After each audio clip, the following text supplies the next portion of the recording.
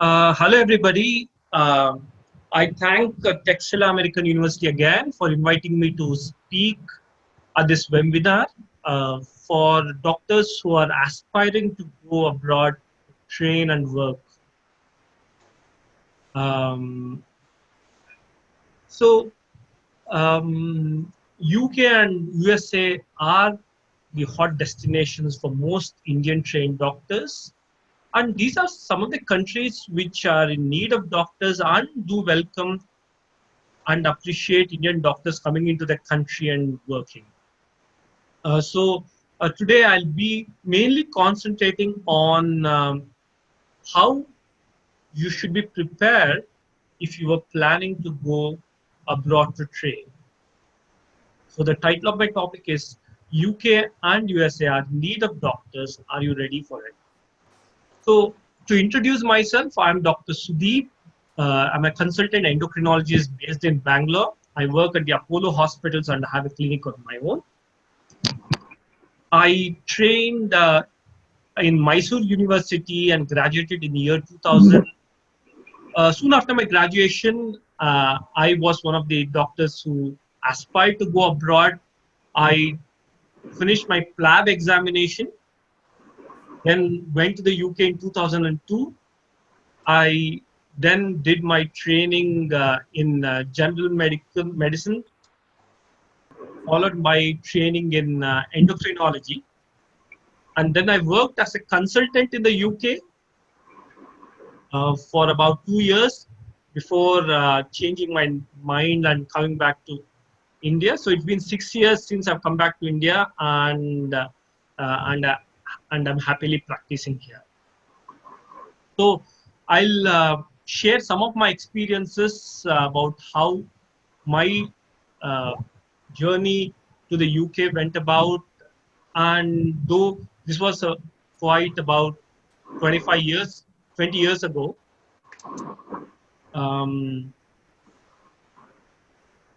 I will try and tell you what the current scenario is and how you should be prepared to go abroad.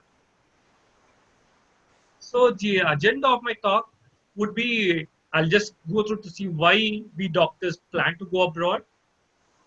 Then I'll talk about the UK scenario, how you can go into the UK, going through the Plab route, going through the medical training initiative route.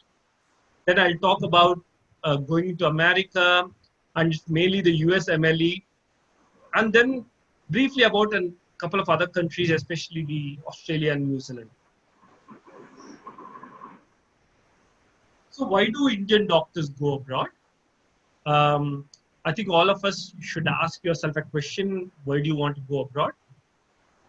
And you should be firm in your mind that that's what you want to do. Because once you think about going abroad, then the way you start preparing for those exams is completely different to preparing for postgraduate training or working in India. So it's two complete pathways. So you have to be firm in your mind. You can't think about, oh, okay, let me prepare for Plab, let me prepare for entrance exams. Then you'll really be struggling and might not get through any of the exams. In the current scenario, about if there has been data showing number of doctors registered with the Medical Council of India is supposed to be about 6 lakhs, and about 60,000 doctors. That's 10% of doctors who are registered Medical Council of India are currently working abroad. Quite a few percent. And 5% of UK workforce, US workforce, and about 11% of UK workforce are Indians. And I would vote for it. When I was in the UK, I would say some hospitals there were more Asian doctors. Some hospitals had more local British doctors. But I would say you'll have lots of colleagues, people from every part of India working in a UK hospital. And in terms of current residency programs, I believe there are about 5,000 Indian doctors as of 2019 working in US residency programs. So just go on to my next slide. So um, why do Indians go abroad? So if I were to talk about why I went abroad, I think it's the last thing.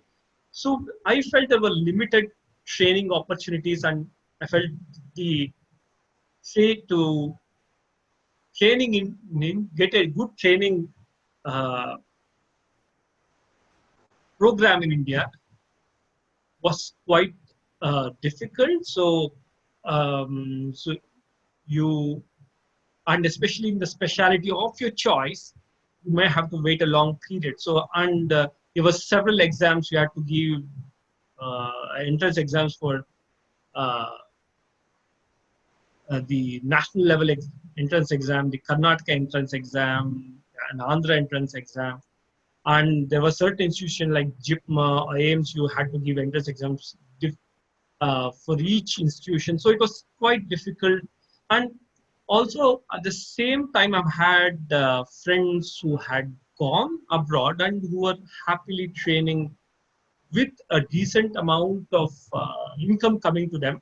And so I chose go abroad. For several, especially your parents and for the general public, there is a sense of superiority when there's an overseas training degree, and especially some do consider it as a mark of achievement. There's certainly better income. So if you were training in the UK as a resident, your monthly income will be about £2,500. Uh, if you're working in the US, it's about $1,000 to $1,200. But you certainly have better income compared to working in when you're doing your MD degree, you'll be hardly paid about 30,000 rupees, which is not much uh, for a living in India. And also, people do perceive living abroad, at least some of them, as better quality of life. In some senses also there is better training, especially the academic opportunities. Any part of UK or US you're in, it's much easier to get into a research program as compared to India. And there are certain specialities where you get high-tech super specialty or subspecialty training, which you may not be able to get in India. Apart from this, there's also, for people who are working in India currently and do understand how difficult it is with the healthcare system in India, there is lack of proper primary care. There's a lot of commercial element into healthcare, and many prefer to escape from these healthcare systems. So let me talk about UK. So why UK?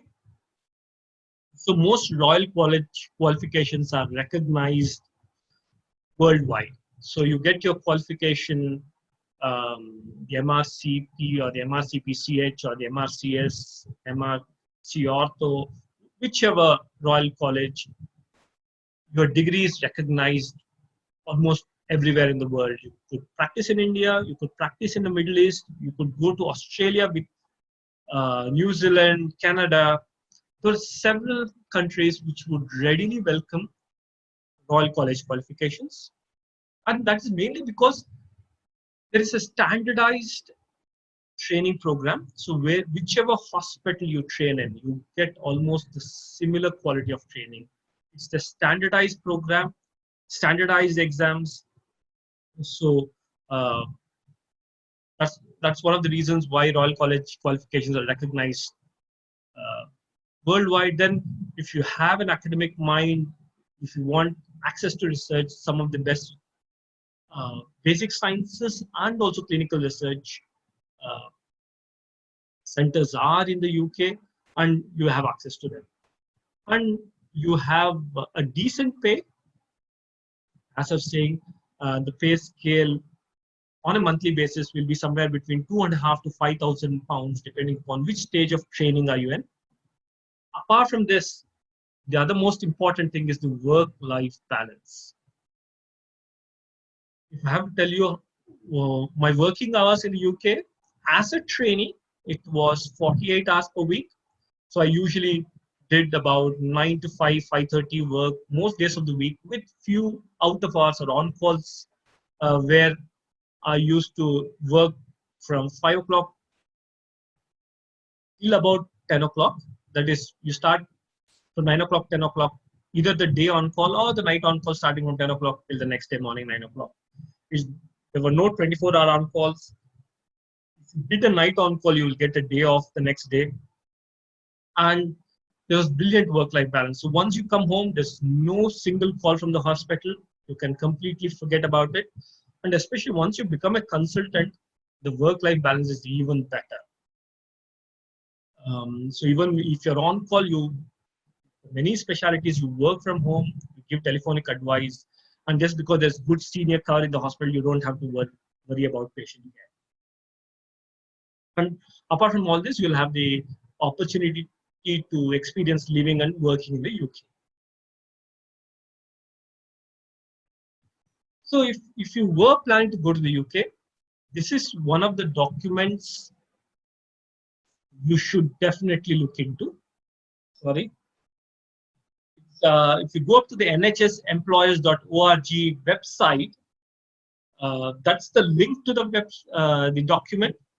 It's working and training in the UK. It's actually a good 10-15 minute read through the document, which will clearly tell you the pathways to training in the UK. So at least it's a rough guide, and I would strongly recommend reading it. So as to work in the UK, UK has a medical council called the General Medical Council. To work in the UK, you have to be registered with the General Medical Council. This registration is usually in the form of a provisional registration program or full registration. So usually, if provisional registration is only for interns, you get full registration if you already done your internship. Then you are either a trainee or a specialist or a general practitioner according to the registration status. Apart from the registration, you also need something called as the license to practice. So to work in the UK, you need registration and also license to practice. So I would just give an example of how things work. So when I was working in the UK, I had both my registration and license to practice. And for this, I had to pay about £400 per year. When I came back to India, I thought, okay, I cancelled my license to practice. I only had the registration, so that there are a couple of steps where you have to get your good standing certificate from local medical council and a few other documents if you are not registered with its General Medical Council. So I let go of my license to practice, but had my registration. But later on, I decided that I would not go to the UK and cancel my registration. So to work in the UK, you need both of this: license to practice and also registration with the General Medical Council. So what are the essential requirements for registration with the General Medical Council? One of the most important things is you should have an acceptable primary medical qualification. So very important. Sorry, there is someone raising a hand. Anand Maitata. So I'll just stop there. Can you please tell me if you have a question, please tell me.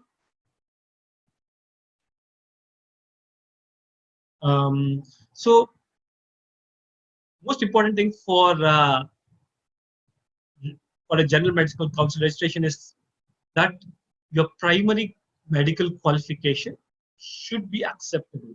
So there are a few medical colleges which the General Medical Council doesn't recognize. So you go up to their website, check on to see if your primary degree is recognized by them. Most Indian medical colleges are recognized. As long as the college is recognized by the Medical Council of India, GMC seems to recognize it. Next, next is you are not impaired from practice. So you should have a certificate of good standing with your local medical council. So for any reason, if you have problems in your workspace, you have done a major error, killed someone, your medical council of India knows that you can't get registration because you certainly need a certificate of good standing from your local medical council. Then it says that you should have the requisite knowledge and skills for registration. This is where your Plab exam or your MRCP or the MRCP-CH or the MRCS, MRCOG, whatever degree you have, or either you pass the Plab test. That's where the GMC recognizes that you have the requisite skills, and you also need the necessary knowledge of English. This I'll go through. So then what gets you a registration? So we'll assume that you have a certificate of good standing. Your primary medical qualification is recognized, and you have passed the English exams. So you could get a registration either by completing the Plab route, which is the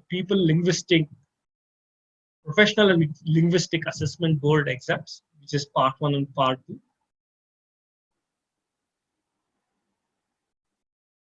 Or have the sponsorship of a medical Royal College or any other sponsoring body for postgraduate training program. So I'll give you a couple of examples here. If you are a physician, if you have the MRCP UK degree and want to get into a training program in the UK, the Royal Colleges would sponsor you to get registration. So you won't need the Plab exam there. If you are an obstetrician gynecologist, you need the MRCOG Part 1 exam. And that's sufficient. They don't want you to do more exams. And the Royal College of Obstetricians would sponsor you for a training program. And each specialty Royal College has their own requirements. And depending upon which specialty you are in, you should definitely visit their website to know a bit more about the medical training initiative. Certainly, there are a lot of training programs in the UK which are unfilled, and they would want overseas trained doctors to come and work for them. I have colleagues of mine who are program directors in specialties in the UK, and from my own experience, 6 years ago, we had always shortage of junior doctors, especially the post-MD grade doctors or the registrars. There were always shortage, and so there will be more and more opportunities in that area. I will come to that again in the next few slides. And there are certain postgraduate medical qualifications which are directly accepted by the Royal Colleges. So, say you have especially anesthesia. You have MD anesthesia from certain institutions. Your qualifications are accepted, and you can move to the UK to start training there. And there are certain countries like Sri Lanka, Malaysia, where an MD in medicine in Sri Lanka or Malaysia is recognized by the UK General Medical Council, and so they don't need the MRCP or the Plab exams. Or the people like me who have already done specialist training, and their name is there on the specialist register, but currently not working in the UK. If I want to go back to the UK, I always can re-register myself with the GMC and start working. So coming to the English language proficiency, for most Indian doctors, English language proficiency is not an issue. You can either sit the IELTS exam. One of the important things is it should be in the last 2 years only. Before when you submit your application for General Medical Council, your IELTS has to be valid. I can remember days when I had done my IELTS exam a while ago, and by the time I put my papers in for the GMC, my IELTS was out of date, so I had to resit my exam. Or there's another called the Occupational English Test, and both of them I would say are similar exams, though Occupational English Test is supposed to be for professionals, doctors, nurses, etc. But both of them have similar modules, which is speaking, writing, listening, and reading. So currently, where are the opportunities in the UK?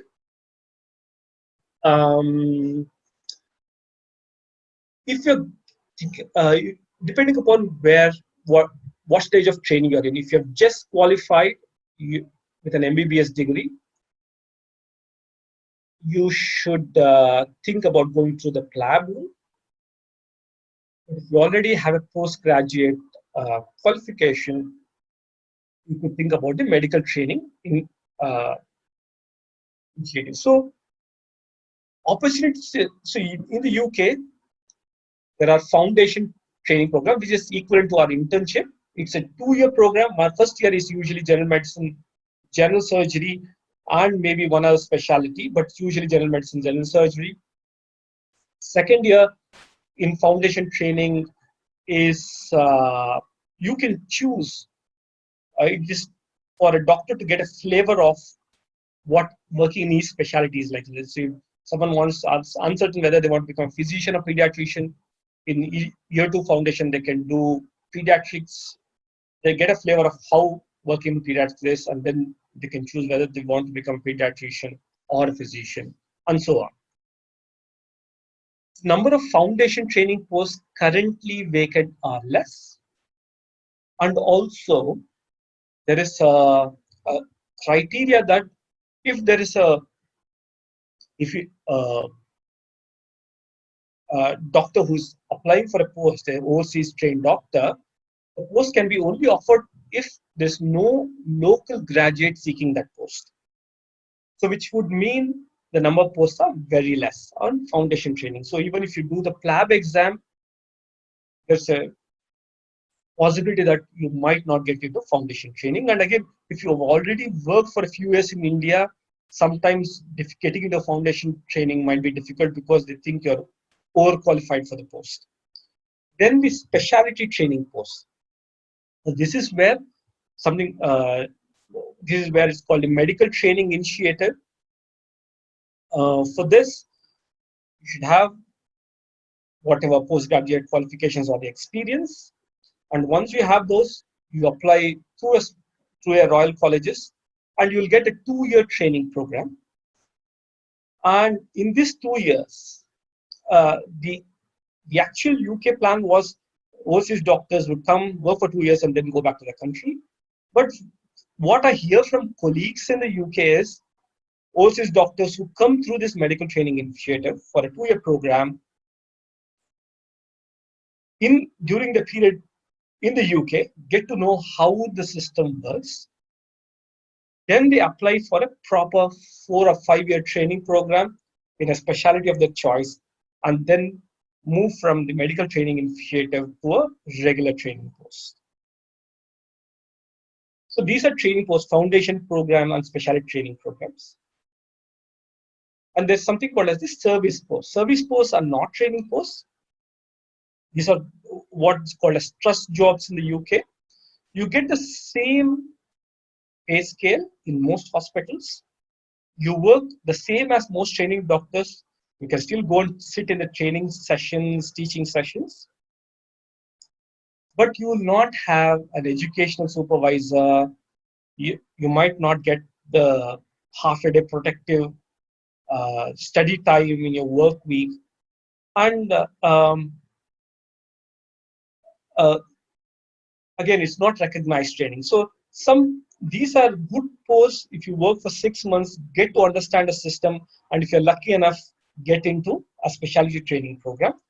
But many times getting into service post is like a dead end, and sometimes it might be difficult to jump into a training program. Nevertheless, that's one of the uh, options of going to the UK. And each one of these needs different visas as well. Though it will be a tier 2 visa for uh, either a service post or a specialty training course.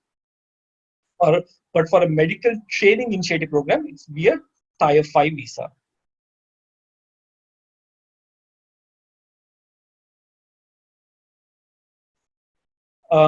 So again, where is the shortfall of doctors in UK? About this is a paper published about a year ago saying that hospital doctors have significantly increased, especially consultants, since 2004, from 87,000 in 2004 to 1,20,000 in July 2019. But still, there are about 10% of posts get unfilled in specialty postgraduate medical training posts. And you can see a survey saying that 2 in 5 consultants and nearly 2/3 of senior trainee doctors felt that there were weekly gaps in the hospital medical cover. So there's definitely shortage of doctors in the UK. And if you see number of hospital doctors, which is the light blue line, has significantly increased. But if you see the dark blue line, which is the general practitioners, number of GPs, which is the family medicine doctors, there's still a shortage. And that's again a good opportunity to work in the UK as a family medicine doctor, very good work-life balance and a reasonable pay as well. There are certainly more opportunities in certain specialties such as family medicine, emergency medicine, radiology, old age psychiatry, to name a few.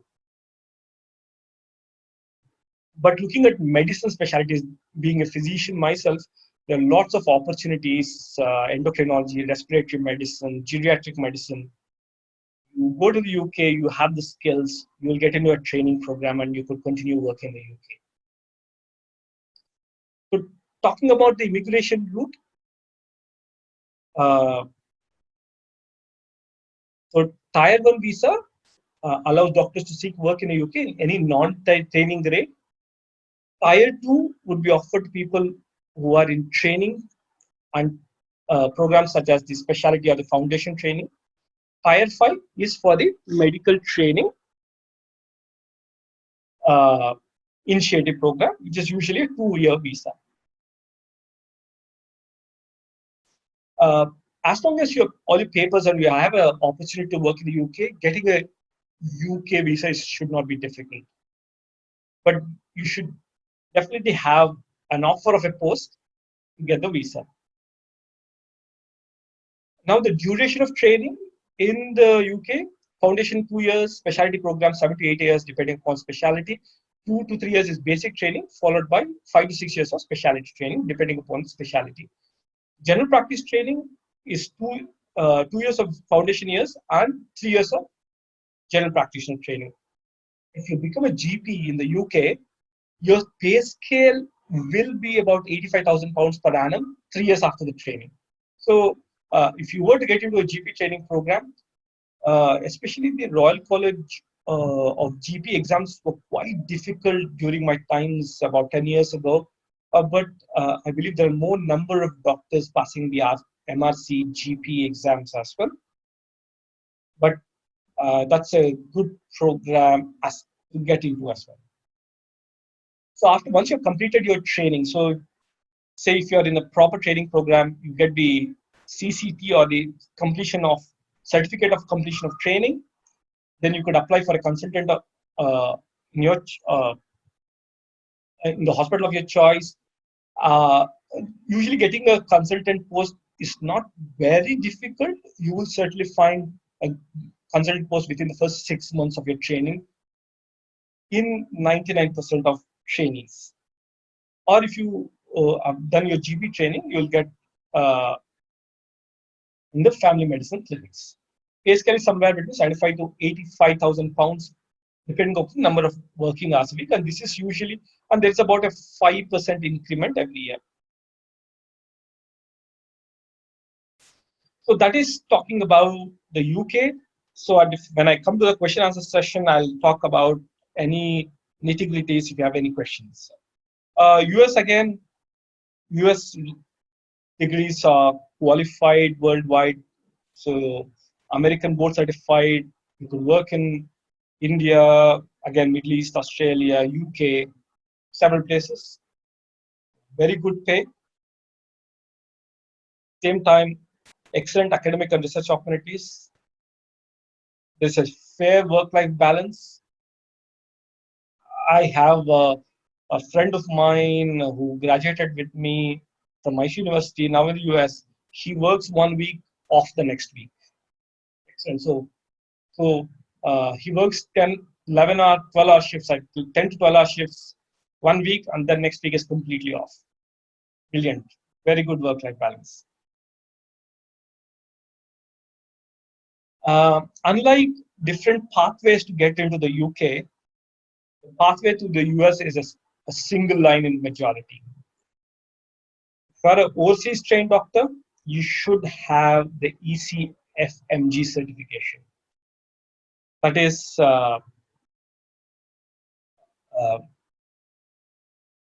you should complete the USMLE exams. So your USMLE exam, there's part 1, part 2, which can be given from India. Part 3, which is again an online test. You have to be in the USA to give the exam. If you have the USMLE, then you need the valid visa. Somehow, getting into the US, for a few, visa could be an issue. Though you have the exams, you might not get a visa. But say you have the ECFMG certification, you have a visa, then you can get into a residency program. Once you complete a program, you get a state license and you start working as a doctor in the US. So many times getting a visa can be an issue. So I've had a few doctor friends of mine who, along with USMLEs,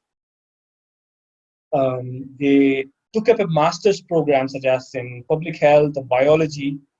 They got into a student visa, went to the US, did their USMLE Part 3, and soon after their master's program, because they were already in the US, they got their visa changed into a visa through which they can do a residency training program. So that's another way where you can go to the US. And there are, for a few, getting to the US, if US visa was an issue, they've gone to the UK, trained for a year or two in the UK, and then moved to the US. When they've applied for a US visa from the UK, I believe the number of rejections are slightly less.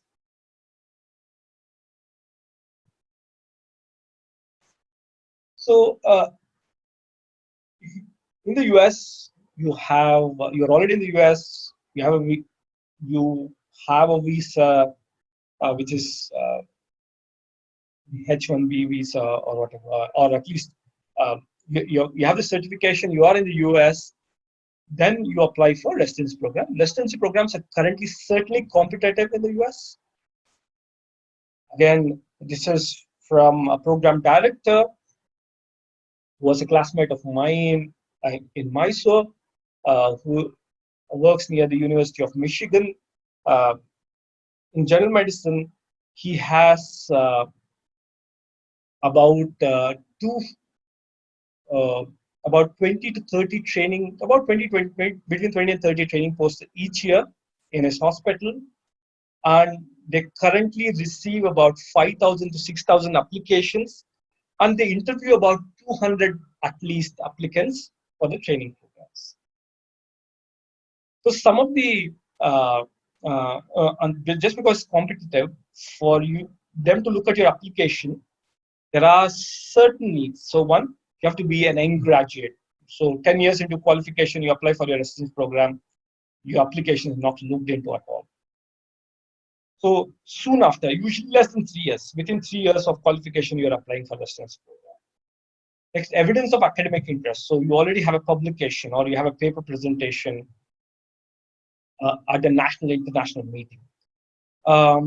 So this is where you should work on your, some people do have opportunities as an intern, you work in your hospital, you have an academic trainer, you could certainly seek their help to get some decent papers or whatever theses you were doing as either intern or postgraduate trainee, should try and get it published, and that will certainly add marks. The other thing is having US experience. So US experience, there's many hospitals offer observer programs. This could last anything between 4 weeks to 3 to 6 months. And if you have done a couple of observer programs, you certainly have a better chances of getting called for an interview, and certainly very good USMLE scores and not failing in any of the USMLE exams adds to the points. So again, as certainly the visa issue to enter the USA, we either need to go through a visitor visa or a student visa. And for a residency program, you need the H-1B visa. Or if you're a student with a J-1 visa, you get something called as the J-1 waiver, and then you can get into the residency program. Or if your spouse is already working in the US, has a visa, and you go to US as a spouse visa, you can take up residency programs. Again, training, the duration is about 3 to 4 years for board certification, depending upon the specialty.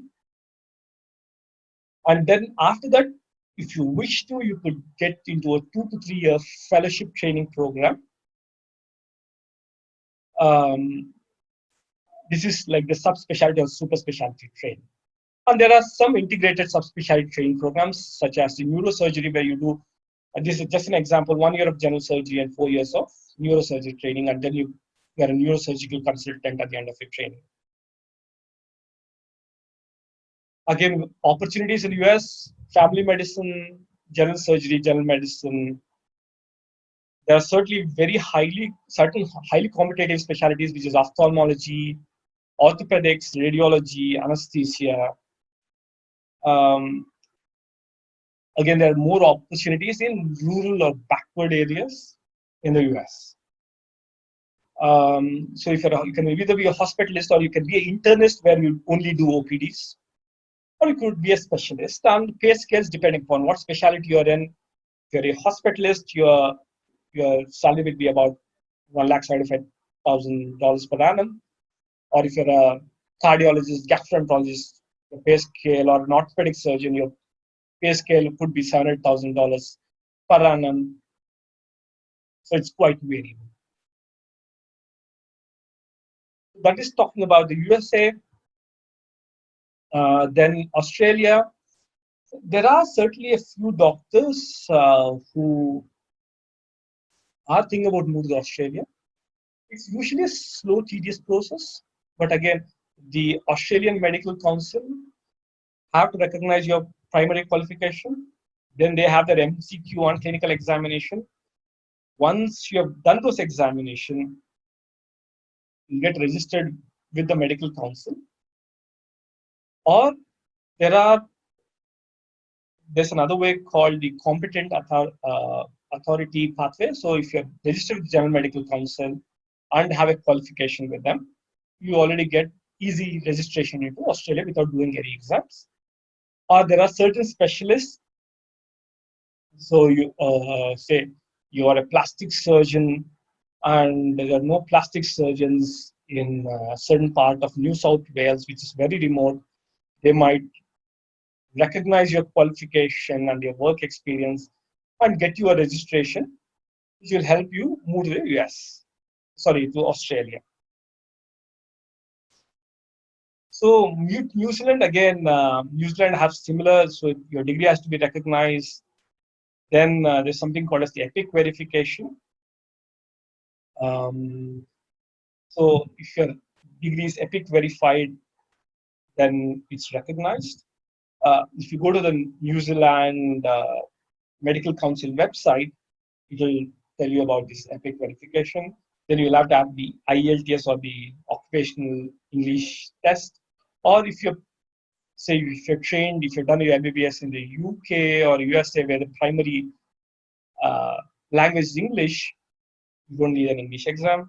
And apart from the degree recognition in English, you also need to do the New Zealand recognition exam called the NZREX. And there'll be an interview once you've done all this, and then you can move to New Zealand. Again, I've had friends who moved to New Zealand who are really having uh, a good, very good life working in New Zealand.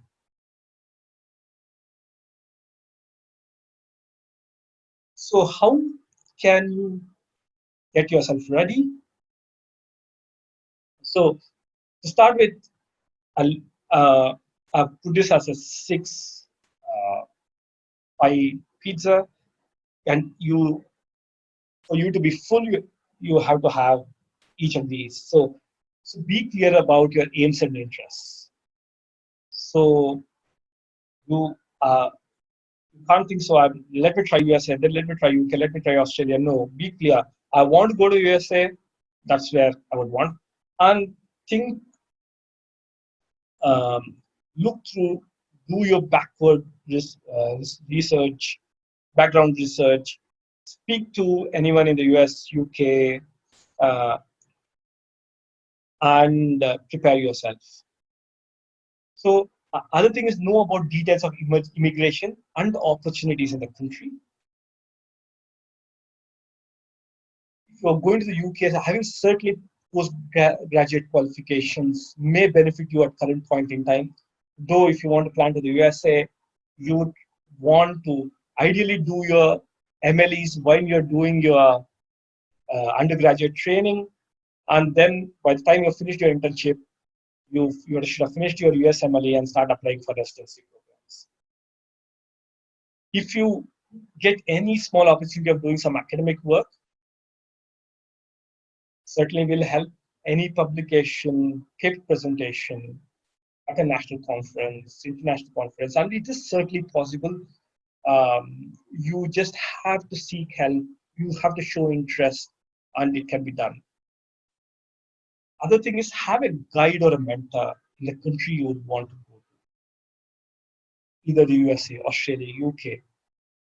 If you have a guide and mentor, then certainly it will certainly help you. Usually you would always know people like your seniors from medical college, your friends, family. You might get in touch with one of them who is already uh, abroad, and they'll help you out. And in whichever country you're going to, try and understand how the healthcare system works. Apply for observership, either the UK or US, Australia. Get to understand how healthcare system works. And once you know how things work, you'll perform better in interviews and be more successful. Better training program. So I finished there, and I wish you all the best